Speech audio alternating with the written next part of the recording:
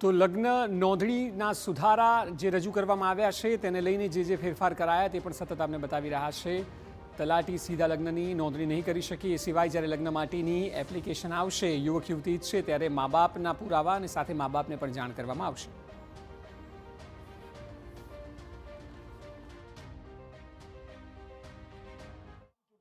આ જે કાયદો બનાવવાની વાત છે એ કાયદો બનાવવામાં ગુજરાતભરમાંથી સૂચનો મગાવવાની વાત મંત્રીશ્રીના નિવેદનમાં કરવામાં આવી।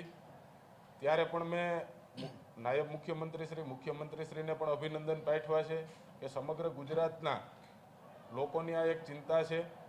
અમુક દીકરીઓને લલચાવી ફોસલાવીને કે એને બ્લેકમેલ કરીને એનો ફાયદો ઉઠાવીને બોગસ લગ્નની નોંધણીઓ જે કરાવી લેવામાં આવે છે અને કાયદામાં રહેલી છટકબારીઓનો દુરુપયોગ કરી અમુક આવારા તત્વો આવા કૃત્યો કરતા હોય છે, એ ના કરી શકે એના માટે કાયદો લઈ આવવો ખૂબ જ જરૂરી હતો।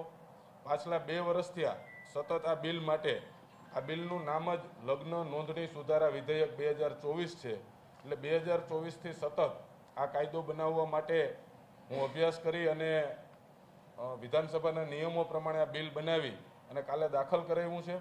આશા રાખીએ છીએ કે જે પ્રમાણે ગૃહમાં વાત કરવામાં આવી, ગુજરાતના લોકો પાસેથી સૂચનો મગાવવામાં આવ્યા, ગુજરાતના લોકોની જેવી અપેક્ષાઓ છે, અમારી પણ જેવી અપેક્ષાઓ છે, આ કાયદો બને એ અપેક્ષા મુજબનો કાયદો બનાવવામાં આવે અને જે દીકરીઓનું શોષણ કરવામાં આવી રહ્યું છે એ શોષણમાં ક્યાંક ને ક્યાંક રોક લાગે।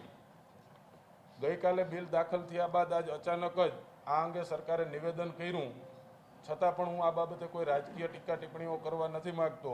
મેં ગૃહમાં પણ કીધું છે ને આજે સમગ્ર મીડિયા સમક્ષ પણ કહું છું કે જે પ્રમાણે ગુજરાતના લોકોની અપેક્ષાઓ મુજબનો જો કાયદો આવશે તો અમારા ગાંધીનગર નિવાસ સ્થાનેથી વિધાનસભા ભવન સુધી પગે ચાલીને માનનીય મુખ્યમંત્રીશ્રી અને નાયબ મુખ્યમંત્રીશ્રીની પાઘડી પહેરાવીને એક વિરોધ પક્ષનો ધારાસભ્ય હોવા છતાં અમે એનું સન્માન કરશું।